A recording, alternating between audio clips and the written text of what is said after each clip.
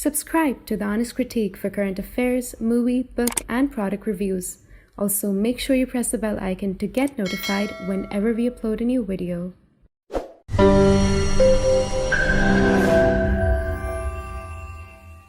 The views, information, or opinions expressed during the video series are solely those of the individuals and do not necessarily represent those of The Honest Critique and its employees. The following video contains strong language which may be offensive to some viewers. Viewer discretion advised. Hello, and a very warm welcome. I'm delighted to be joined by Professor Joel Roskin, who is an associate professor at Bar-Ilan University and has an extensive experience of studying the intricate networks of Hamas tunnels. So thank you, Professor, for taking your time and speaking to us. Yeah, sure. Firstly, could you explain to our viewers about the intricate networks of tunnel in Gaza and what purpose does it serve the Hamas?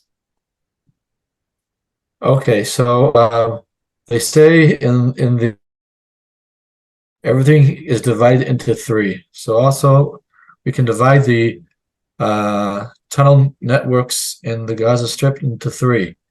More also on a geographical level and also on a chronological level, because the first tunnels began as smuggling tunnels for family members, and then for goods, and then for weapons. And then when Hamas violently took over the Gaza 2007, after the Israeli with the Gaza Strip, and passing on the Gaza Strip to the Palestinian, they killed many Palestinian Authority personnel, murdered them, injured them, and then they began or continued mass smuggling through hundreds of tunnels from Egypt that winked to either and allowed tremendous smuggling to go on of goods, refrigerators, cars, and a tremendous amount of weapons and materials for weapons. So that is by the border with Egypt, the smuggling zone, which allowed the Hamas to develop their immense and diversified arsenal of weapons and ammunitions that they used, which was their base for attacking Israel on October 7th and conducting their mass murder. Just a second, I'll try to close my emails here. The second group of tunnels, we can call them offensive tunnels or attack tunnels. They actually began, the first one in 2011 when Israel was still had partial land control in the Gaza Strip. So the Hamas were aware that Israel had difficulties in identifying tunnels from the surface, and they dug tunnels beneath military posts, and then they exploded the military posts from under the ground. There was one in 2001 and a few more in 2003 and 2004. So they changed the use of tunnels from smuggling to attacking military positions, actually. And then again, after the unilateral disengagement of Israel from the Gaza Strip in 2005, Hamas starting developing again cross-border attack tunnels into the sovereign parts of Israel, where the October 7th massacre took place. And which was interesting that the first few months after this engagement, Israel sent troops just across the border, which was actually an armistice line from 1949 to 1950. And the troops identified the tunnel openings and easily destroyed them with minimal environmental or collateral damage. But then the Israel policy was not to stop going into the Gaza Strip and allow full freedom to the Gazans to develop their new country. And then they really intensified tunneling. And already a year after this engagement, 2006, they kidnapped the soldier Gilad Shalit through a tunnel that infiltrated into Israel, which was like around a kilometer long. So that's attack tunnel. This is for attacking forces and for kidnapping a soldier and bringing him back into the Gaza Strip. So again, that's an offensive operation. And I think they enjoyed the success. They also, the soldier Gilad Shalit was released 5 years later for like 5,000 terrorists, which in turn developed the Hamas offensive on October 7th. So they saw the potential in offensive tunnels, cross-border tunnels.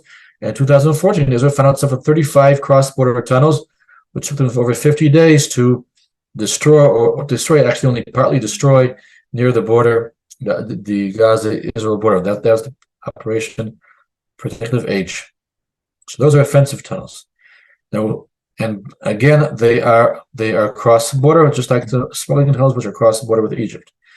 But the third group are, let's call them in-depth interior tunnel systems, which is the focus of the operation today.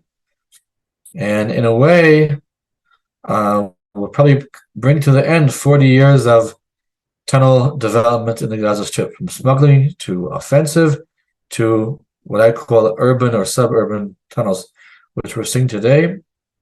And they're actually, as other tunnels were mainly discrete axes that go from X to Y, we're talking about a very, very complex underground system that has tunnels at a wide range of depths, different sizes, created, as they say, a sophisticated underground, call it a city or a metro, a very sophisticated underground system beneath the urban environment of the Gaza Strip, but not only beneath the urban one, with a core of tunnels beneath the urban area that sends out tentacles all the way to the sea and all the way to the border, right before the border with Israel. That was used as part of the terror attack on October 7th that Hamas troops or murderers, because they weren't really soldiers, they popped up close to the border and allowed the breaching of the fence without being identified in the distance by Israeli surveillance. So the tunnel system in the Gaza Strip, that's what I shall show in the cross section, consists of command and control of Hamas leadership at different echelons, areas for troops to stay, logistics, food, basic human needs, bathrooms, kitchens, dining halls. And probably the upper part consists of the arsenal, the tremendous arsenal. Israel's witnessed around 10,000 missiles being shot at its towns and people. It also has troops since the beginning of the operation. A large storage area, and of course, shallow underground launching pads, as they have been exposed by the IDF for shooting these rockets and missiles into Israel. That's a very detailed account of what the tunnels look like. I want to understand how you see what's going on, the tunnel warfare that's going to start or is beginning to start. Could you share how Israel is leveraging its technology, intelligence specialized to probably locate and identify these entrances to this extensive tunnel network in Gaza? Because it seems quite difficult to actually locate these tunnels, provided how vast and intricate they are. Yeah, indeed, it's challenging, and tunnel detection in a environment where you have a very cruel enemy, and also enemy that's really intent on wiping you off the face of the earth. They've done their best to conceal the development of these tunnel systems. Like one of the signatures of tunneling is all the earth that has been extracted. Where is that put, and how do you put it in a concealed fashion? So already in the border with Egypt by Rafah, we saw that they would put in rooms and buildings. They'd fill up rooms or apartments or new buildings or sheds with the soil piles, or spread them out in fields so they wouldn't be easily detectable by Israel. So the challenge requires a multifaceted approach using a wide range of signatures, aerial photographs, all types of intelligence. As we know, what's called this term is the data fusion, and based on whatever can be picked up, a picture along with a detailed sketch of the tunnel locations, it gradually is formulated, in a way like a puzzle. You have to have 60% of the pieces, and then you can more or less understand, what are the main trends of the puzzle and where's it going. Indeed, that's a challenge, but I think, I mean, since the Gaza Strip is close to Israel, it's not that difficult to pick up intelligence. So that's one of the main methodologies of trying to map out what's going on today. And of course, intelligence from Hamas prisoners and interrogation of people in the Gaza Strip during the battles themselves. That's why it's important to go into the, stop only the sole aerial bombardments and go into the Gaza Strip and physically identify the tunnel openings and capture Hamas fighters or murderers to provide information on the tunnels openings and their different types of applications. And for our viewers, if you could explain a little bit, how difficult is the tunnel warfare going to be in the coming days? And how difficult is it looking at the perspective of physical warfare extending inside the tunnels? Is it going to be difficult in the coming days, provided no sort of intelligence as GPS signals available to map the tunnels inside what they are actually? Yeah, indeed, the underground environment is very, very different than the above environment, and everyone that's dealt with quarrying and working in mines understands that, and man appears to, with time, be accustomed to his environment. May it be, God forbid, a jail, or working in the underground as a miner, or working in the dark. So man can adapt to these conditions. So you asked about the tunnels themselves, right? What goes on? So again, the tunnels have different sizes, based probably on their military terror purpose. And some of them are well confined with concrete to keep them in pristine shape and spare collapses, and also keep the tunnels altogether clean. And I think there's also floors made of concrete, which can limit dust production during transport within the tunnel. Because if people are walking in the tunnel and it's on the natural surface, it will generate dust, and dust in the dark environment.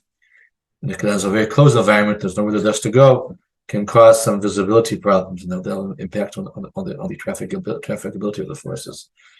The need to go in the tunnels is a challenge. I mean, Israel has a wide range of equipment, sensors, and methods to deal with real, sincere underground warfare.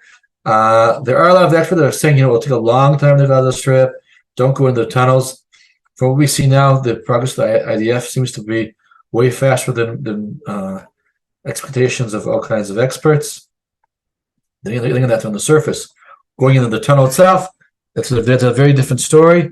And I think we will see soldiers going into the tunnels, but after a wide range of geotechnological measures will be done in either mapping, signaling, or even killing whoever is within the tunnel. And at the same time, Professor, there will be anticipation of strong resistance as well from the Hamas, right? Including booby traps and potential uses of chemical agents to ward off the idea from coming inside those tunnels. So how does the army plans to address these threats while advancing through these tunnels? Yeah, well, the army has dealt already with booby traps on the way they entered to the Gaza Strip. But indeed, in the tunnel environment, it's close quarters, it's built up. And indeed, that's what the Hamas was intended to do, to have an underground system and an on-ground built-up system. Together, that would cause a significant difficulty to the IDF, the Israel Defense Forces. I mean, at the moment, I don't see significant difficulties. The forces are moving ahead slowly, identifying tunnel shafts, destroying them, destroying the buildings, and moving on. I actually had a technical question to ask you, and for all our viewers, if you could shed, I have just a couple of last questions, and one of them is a technical question that I want to ask you. And for all our viewers, if you could explain a little bit about that, the use of field telephones, there is an inability to use them. There is an analysis about the use of field telephones due to the inability to use radios underground. And we have seen much of the modern military depends on radios to communicate. Right. So how does this impact the coordination between the units in tunnels and those on the surface, especially for the advancing forces? Well, tunnels in similar to urban environments require a lot of manpower, a lot of personnel for controlling all the zigzags within the building or within the tunnel. So, I mean, I assume there are the solutions how to communicate within tunnels, maybe special systems of communications, and that can be helpful in passing on, at least in short distances, messages. So it depends how the troops move. As they move as an organic group when they have communications, or how they transfer back communications. I think the Army has some solutions for this constraint. So the last thing that I wanted to ask you, Professor, is what insights can you provide in Israel's long-term strategy for dealing with the extensive underground network built by the Hamas in Gaza? If you could also include considerations for neutralizing these tunnels and potential timelines for such operations, because as we know that neutralizing this tunnel is one of the main operations to actually defeat Hamas in this regard. You're asking me? Yeah, I'm asking you the long-term strategy of Israel in dealing with the extensive underground network built by Hamas in Gaza. Yeah, it seems that Israel has to assert control in these areas, either by themselves or by other additional forces. I mean, the tunnels will remain a threat for the upcoming months because Israel won't be able to fully cover all the openings. There's more tunnels in southern Gaza, and that will demand time and effort. And with time, the military will implement a wider toolbox of tunnel detection, tunnel destruction measures. One of the prerequisites that they need is to have quiet and control over on the land. That's why Israel's now investing a lot of energy in controlling the urban area. And after there's control, then they can dig down to the second domain, to the underground domain, and be more efficient there and more pinpointed there. And one last thing that I wanted to ask you before we end the conversation is, do you see an imminent fall for Hamas right after an imminent fall or destruction of Hamas is only evitable when the tunnel warfare ends? The tunnels needs to be destroyed first to make sure Hamas is completely destroyed. Okay, it's a good question. I mean, the tunnel or the underground system is a very substantial investment and military and a base for military doctrine of the Hamas. So knocking out the underground system will be a tremendous blow for the Hamas, for the morale, and will not allow them to rebuild their capacities for many years. So that's a very important asset. On the other hand, wars between people, if we call them people after what they did. So in a way to reach victory is to